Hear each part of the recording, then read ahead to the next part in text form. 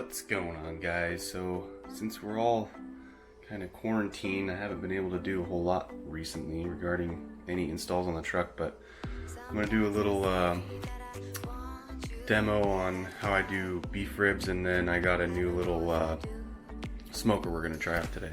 Alright, let's check it out.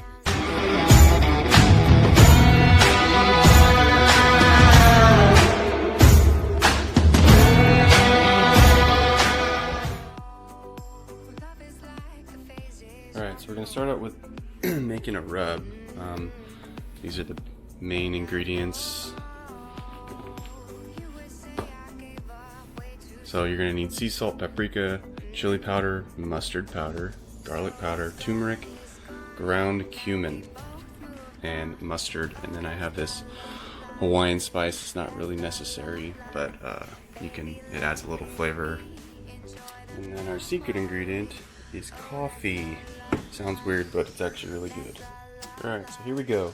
So tablespoon and a half of kosher salt, tablespoon and a half of brown sugar, 1 tablespoon of ground coffee. You can use, decaf if you want. 1 tablespoon of chili powder, 1 teaspoon of paprika, 1 teaspoon of mustard powder, 1 teaspoon of minced onion dried, 1 teaspoon of garlic powder, half a teaspoon of turmeric, and half a teaspoon of cumin. And that's the base for this.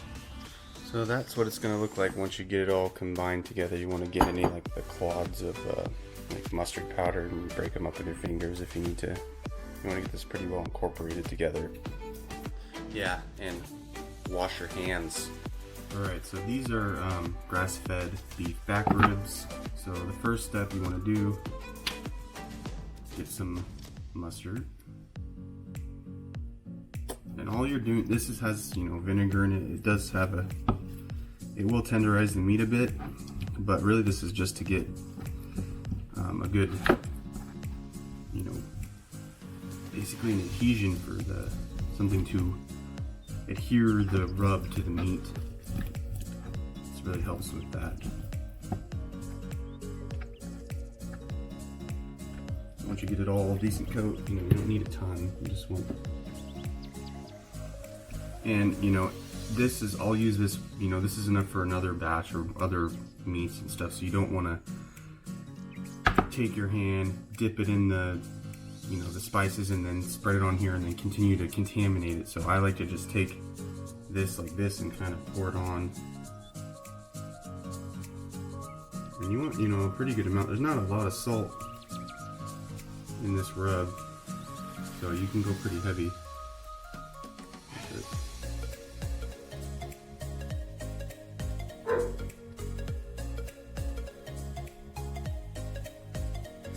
And then you take your other hand that you already touched the meat with. You turn the excess off.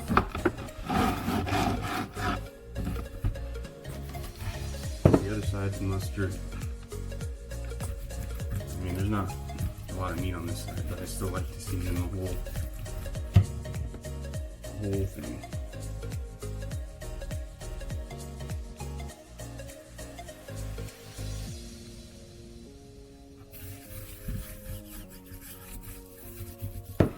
And you're not trying to cover up the flavor of the meat so much with these. You kind of want to taste the beef and the smoke. Alright, so that's done regarding the seasoning portion of it. I usually let this set for at least an hour before I put it on. Just it lets the rub really adhere, and then you get a nice bark. Here it is. So this is the Traeger Ranger. I bought this to go in my toy hauler, but I haven't obviously opened it up. I bought it a while ago, so I figured I'd just try it out while I ain't got nothing else to do. So, well, let's unbox it.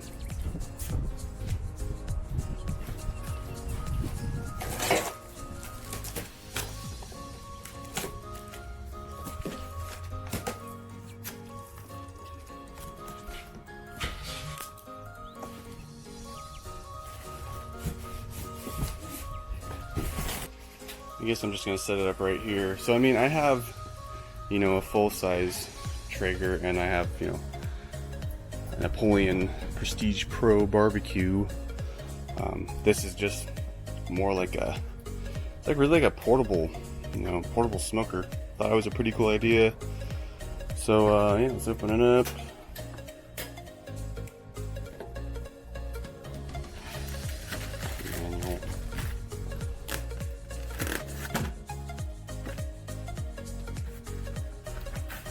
Grill grate. This is the grease tray.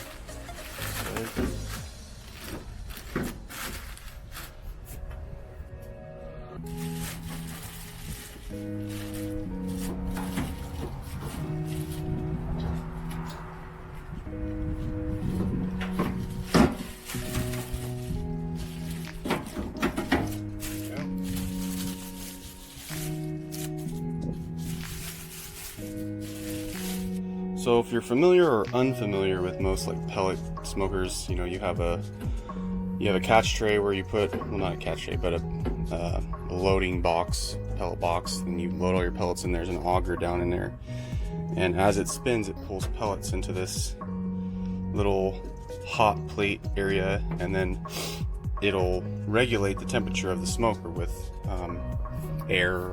It's like a convection system built in, and all you do is you set the time or the temperature right here with a little, this one's digital, and it just regulates the temperature for you. It's really nice. It's really easy. You can, it's like one of those set it and forget it type of things.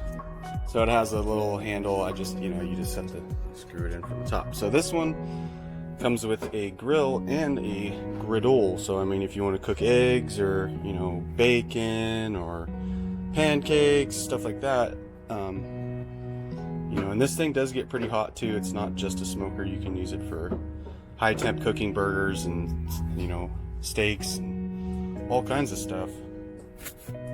But that, you know, camping or anywhere that you have electrical outlet, anywhere, you know, like in a trailer, stuff like that, you get this, which this one doesn't have that. Another thing I like about Traeger is they always give you a tool, you know, for tools for, like, you know, this little thing, they give you this tool just to tighten this. They don't, you know, a lot of companies don't include stuff like that in their, you know, with an assembly. So today I'm going to be using cherry pellets. These are just 100% hardwood pellets, Traeger brand. That's what we're going to be cooking with. All right, first thing, fill the hopper.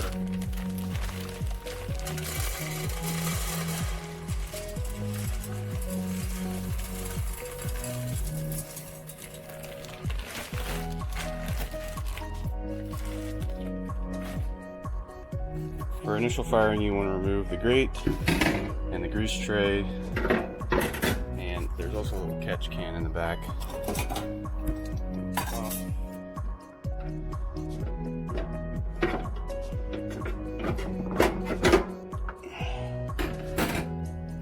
We're going to plug in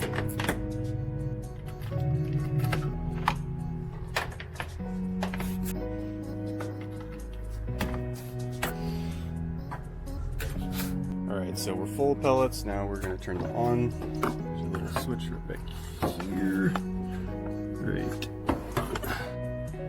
There. Now we're in idle mode. Now you want to hold the up and ignite buttons, and then that will put it in prime mode.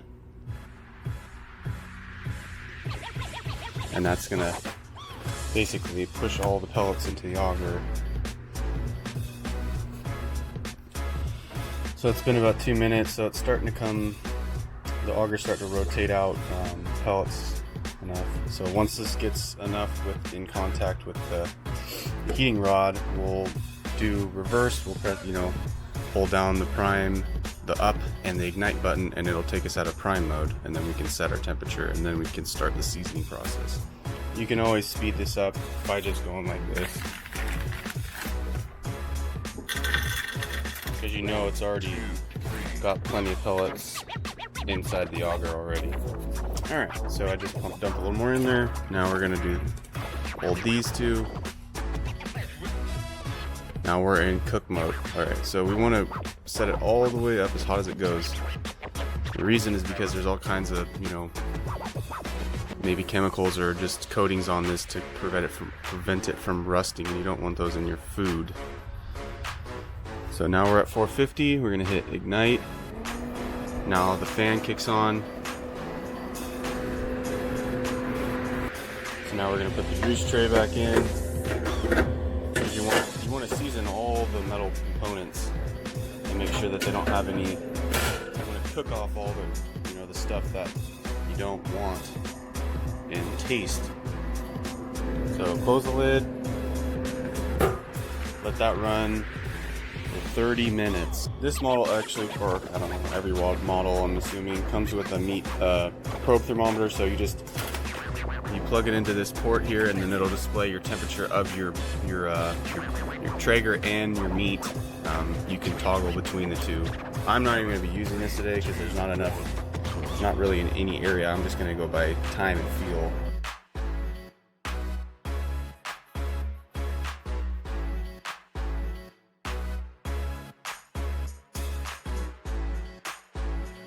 Okay, so it's been about a half an hour now. I'm just going to set it down to the temperature that I want it to be, which is 275. And then we're going to throw the ribs on, and we'll cook them for approximately 3 hours in order to get them to the tenderness that we want. And I'm just going to open this up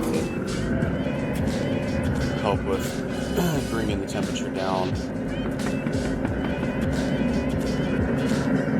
Surprising enough, you know, this is inside the box, but it's not so hot that I can't touch it. Alright, well, we're cooled down to the, you know, temperature we want to be at around roughly. So I got the ribs out here. Next thing, open it up to the ribs. On there. And now, all you do is wait.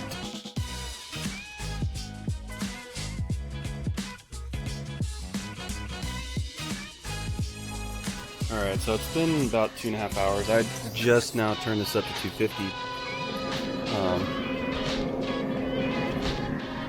They're looking pretty good. They still need a little more time. They're not totally tender yet. You know, these need to cook. They need to be, like, you know, really well done, about 205 degrees by the time, you know. So we'll give this another half an hour at 250. Alright, now we're about 3 hours in, and I had about half an hour at 250. I just opened it up, and I put some barbecue sauce on half of it because my kids like barbecue sauce, and I kind of just want to eat it without, you know, kind of raw. And as you can see, the bones starting to pull back. That's showing you that they're pretty much done. You know, I can tear off a piece, and they're pretty well cooked now to the point where I want them to be. I don't like when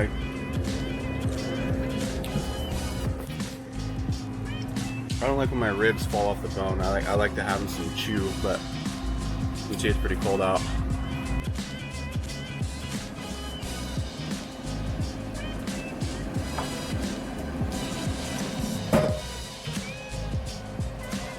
Okay, so when you're all done barbecuing, you just want to go ahead and hold this button, the center button, for 3 seconds, and it'll say off, and it'll automatically shut down the barbecue when it's like put out all the pellets in the box.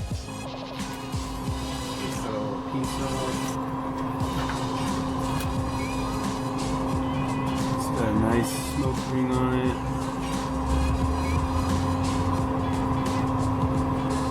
Tender, but not. So that's what you want with a bite. So there they are, all finished, ready to get eat. Alright, so let me know if you guys want to try the recipe. Let me know what you think of the recipe. Go ahead and hit that like and subscribe button. See you later.